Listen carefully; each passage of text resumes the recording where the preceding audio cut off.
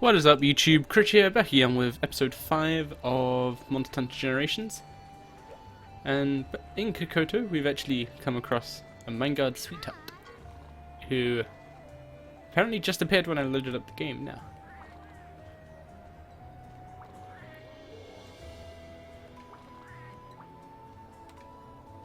Okay, apparently there's still some other people to talk to.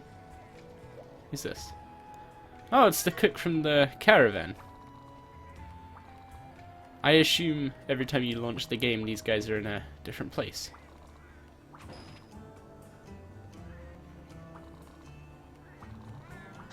Ah, we get a new quest. But for this episode, we're going to be heading off to Poke Village. So I'm kind of bracing myself for the soundtrack.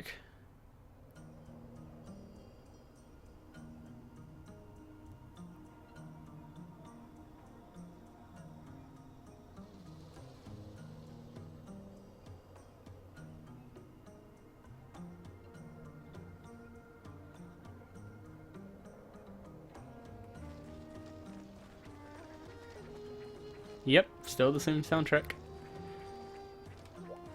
Sounds like they remade them, but they're definitely still the same soundtracks.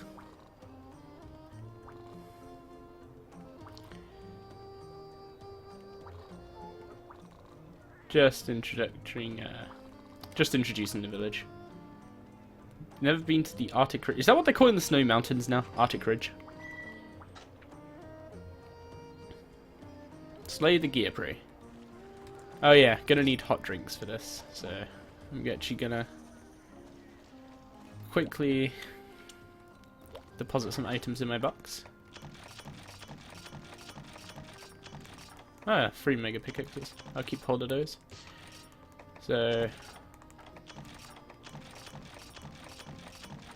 okay, I need bug nets, pickaxes, and hot drinks.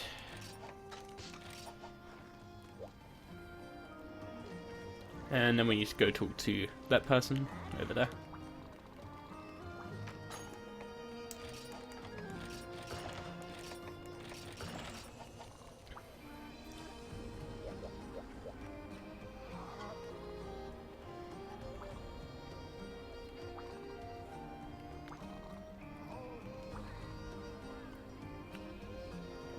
Oh, this is one of the people from the Dragon Watch. I wonder if yeah, the cave is still here. The sword in the cave. I want to go see it. I wonder if you can still...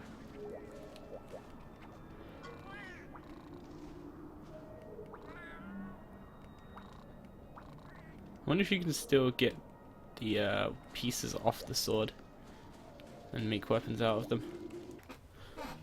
Although, they make you skip the farm now though, which is a little unfortunate, but either way. Let's go do the gear prey quest.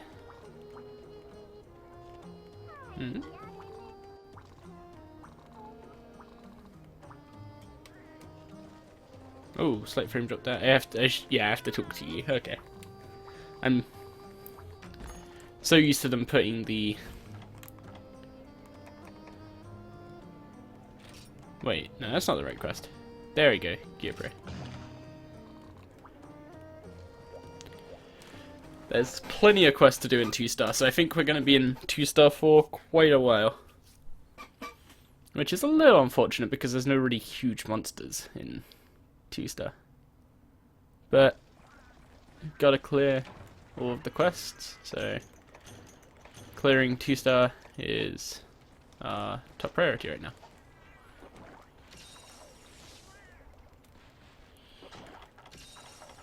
So, I wonder if they made gear prey spawn in more areas.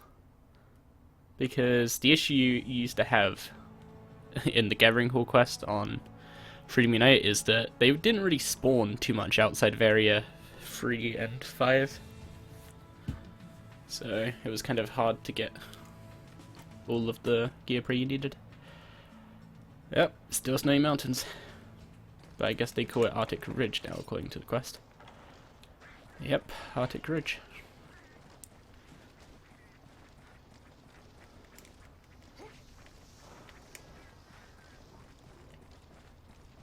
Man, that feels kind of weird.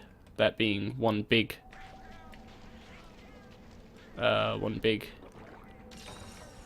bulk instead of the 2 steps that it used to be. Well, now's not a good time for you to go off phone, so here's hoping I don't get a call.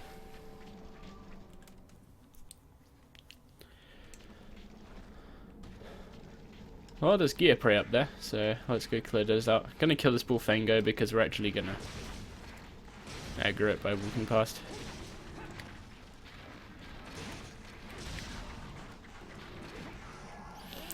And something they've actually done in this game is they've added Bullfango / Bulldrome armor, so I'm gonna wanna carve all the Bullfangos I can.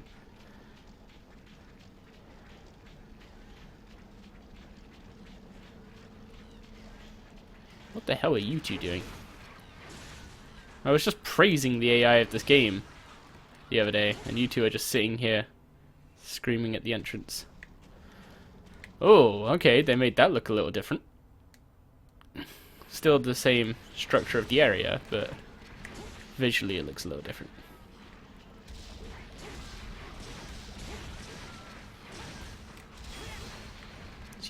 Oh, he's already dead.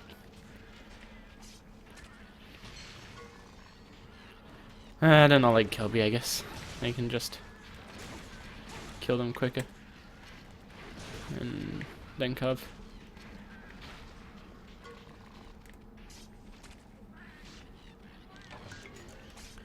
I swear carving kind of taunts the monster. Because they tend to jump around a lot. And then when you carve, they start attacking you. It's really weird.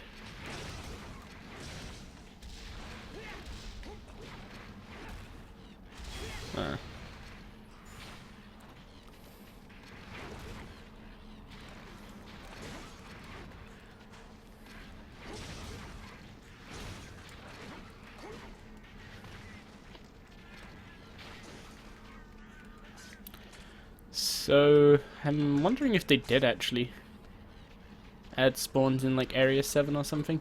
Because normally, Blangos don't spawn in Area 6. They spawn in Area 8 and 7. Unless there's a Blangonga, in which case they will spawn wherever the Blangonga is.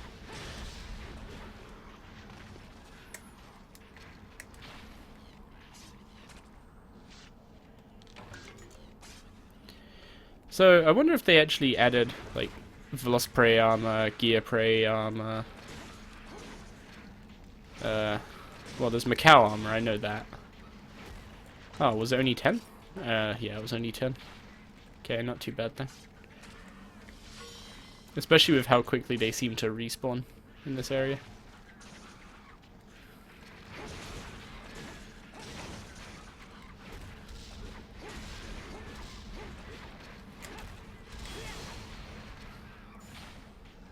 Well, that was good enough.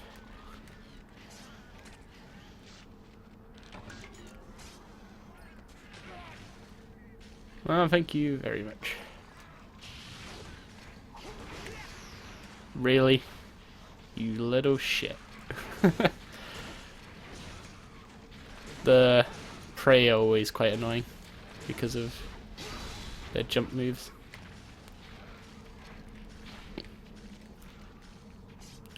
So something I've actually been wanting to test out is Critical Juncture. I've been wanting to test it out quite a lot. You gonna attack me? No. You see? Like, when I'm carving, he would have attacked me, but when I'm actually sitting there, like, wanting him to attack me, he will just do his weird back up.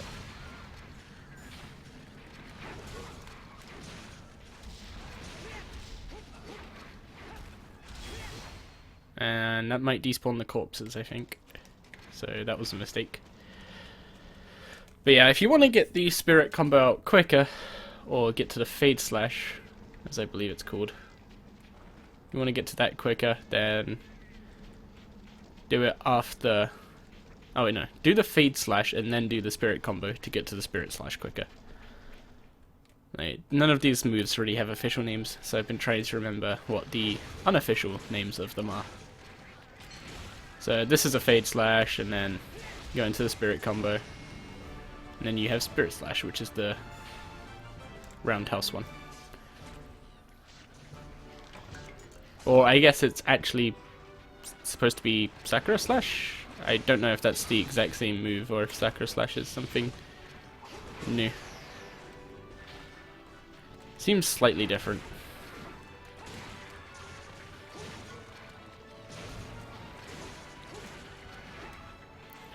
But yeah, something I want to test out with Critical Juncture is actually, like, if I bomb myself, will I do the counterattack? And how worth is that to do on, like, for example, I guess a sleeping monster? Because if it does a lot of damage, then it could be...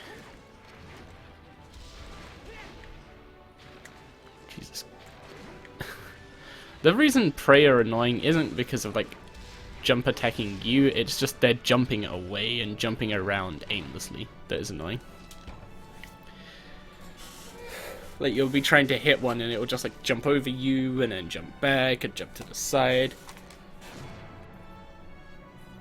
Whereas if it just attacked you, you could literally just flinch combo it and kill it really quickly. Got some ice crystals, snow herbs, scales and hides. Well, they didn't really gather that much. I guess we weren't there for too long there.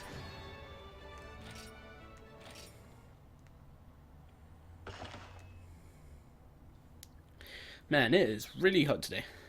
Like, I'm in the UK, so people closer to the equator are probably going to laugh when I say it's hot, but for someone who is a UK resident, this heat is almost unbearable. It makes me quite uncomfortable. Monster making a nuisance. It is Mountain Rough Rider. Ah, we get some armor sets for doing all this. That's nice. I assume the Mountain Rough Rider is the Geodrome, seeing as that's the... Oh, it's a Bulldrome! Okay, that's how you get the Bulldrome. It's nice that it's not a Geodrome, so let's go get this exhaust. So, what I might do is actually make this guy's armor, because I very much like his armor. It's actually been a few days since I last recorded, because one, I wanted to give my wrists a little break to let them heal up, and also tomorrow, which is, well, I guess today, on the day this video goes up, is the pre-patch release for World of Warcraft Legion, and I've been trying to prepare for that, sorting out, because I run a guild on Silvermoon. I'm trying to sort out the raid team, get everything sorted, figure out what we still need to recruit for, and what everyone is going, make sure everyone knows what they need to do, and also preparing the class I'm going to be playing, which currently looks like it's going to be Hunter. But if we end up... Basically what I've just been doing is kind of... I've got like a list of classes I would enjoy playing, so in there I've got like Demon Hunter, I had Death Knight for a while, but we definitely don't need another Death Knight. Hunter was going to play a Holy Priest, but what I've been doing is like just filling the spots that we have left, and we need range DPS, so looks like I'll be going Hunter, or more specifically Survival and Marksman Hunter. And yes, Survival is melee, but it's basically this thing of, if a fight demands more range, I'll go Marksman. And that's my solution to that. That is still... That's still a invisible wall there. Well, if they wanted to make it true to life, they succeeded.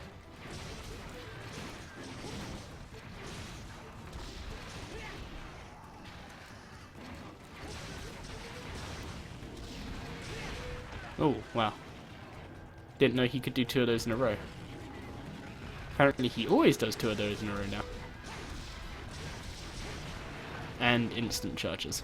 Okay. Now, I wish they learnt their lesson. With Raytheon, instant charges aren't fun. There is no pre-warning, there is no time to move out the way, it's just instant damage.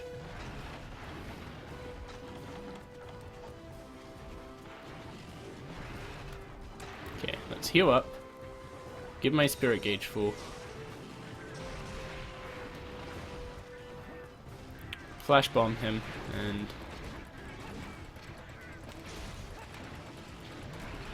get our weapon. Yeah, that's not fun. Why would you give it an instant charge?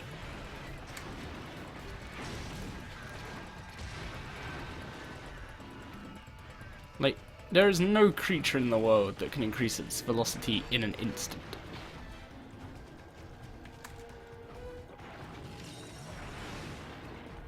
Oh, it still does that stupid move. So, he gave it an instant charge, but didn't think to remove the charge and stop right in front of the hunter.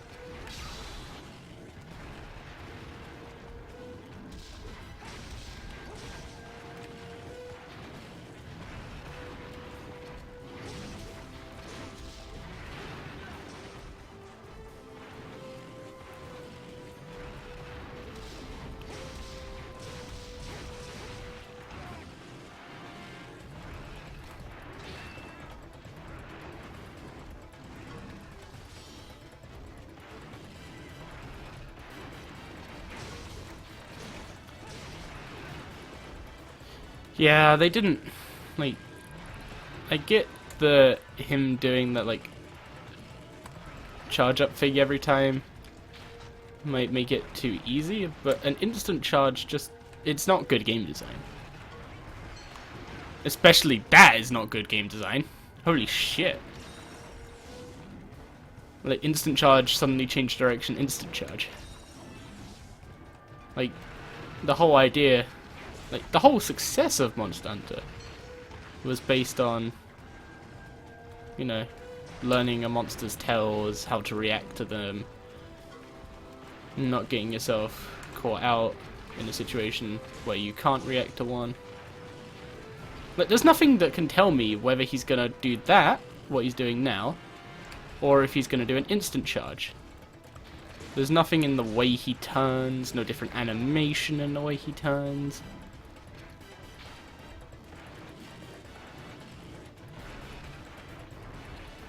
Yeah, it just instant. There's no reaction time.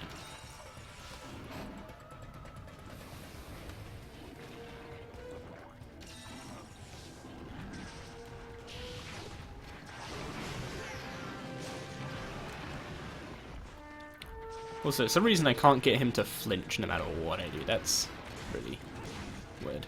There we go, there's one flinch.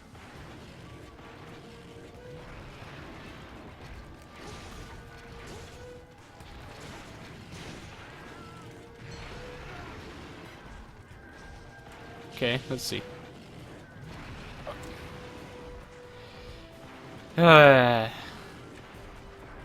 If I didn't use it then, an instant charge would have just instantly hit me. And it wouldn't have worked.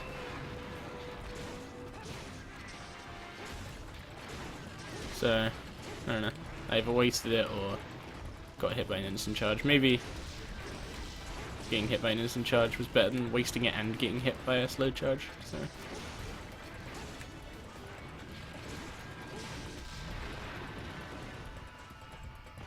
I'll be honest, I don't imagine Critical Juncture would work on a charge anyway.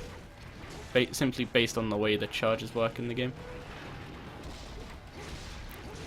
Like, they could have done so much more to this guy. They could have made him have different moves other than the charge.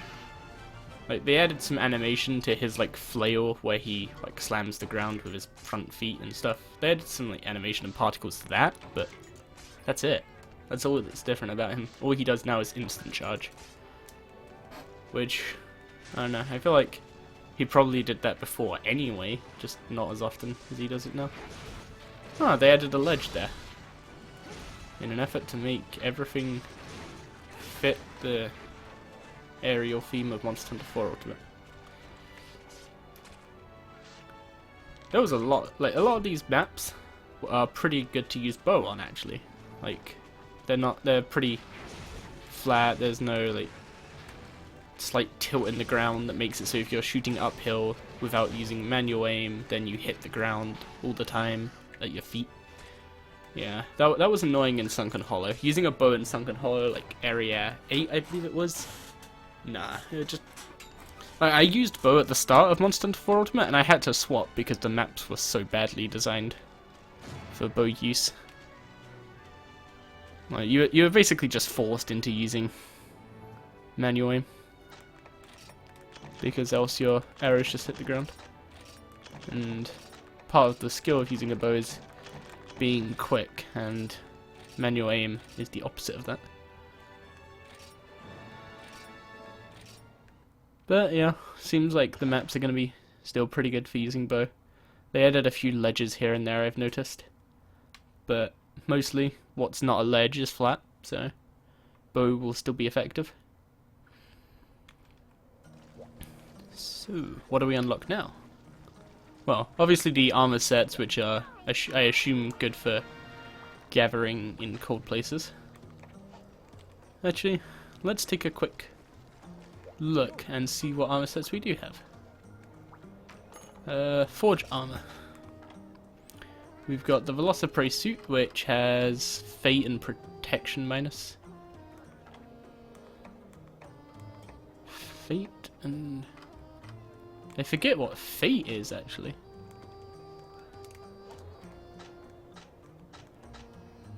Oh, that's because it's the gunner one. Fate. Skills that affect quest rewards. Oh, okay. That's why I wouldn't know what it was, because I've never bothered to put that in an armor set. And then Protection and Horn Maestro. So, at the cost of my Divine Blessing, I could get more quest rewards by running Velociprey armor. And then Macau has the new ability known as Vault, which increases the damage of jumping attacks. Jaggy has attack. Baldrum has... Oh yeah, Baldrum, some of the pieces of Baldrum have attack, some have potential. So that's why mixed sets are seemingly actually more important in this game than some more recent games, or older games even. Okay, the hunting stuff just has psychic, that sucks. The Mephimofu stuff has cold resist on that. Cold resist. Is it just a terrible level of cold resist on the rest of it, but good on the chest? Yeah, pretty much. Ah, the boots are also good. So it's just cold resist on the Mephimofu stuff. So, what they seem to have done is gone from Monster Hunter 4 Ultimate, where all the armors had lots of abilities, and like you could get like 5 abilities off of one armor set, which wasn't even mixed, to armor sets having more of one stat, or more of one armor skill on one piece, which I can get behind. I'm gonna make it more interesting. Using pieces for, oh, this has 6 of the thing I want instead of this has 3 of the thing I want, and it has 2 of the other thing I might get if I can get enough points, you know? Either way, that's it for this episode. I hope you enjoyed it. Apologies if you can hear my chair being squeaky, that's unfortunately what it is. I don't have any WD-40 to put on it to get rid of the squeaking. So, hope you enjoyed, and I'll see you all next time.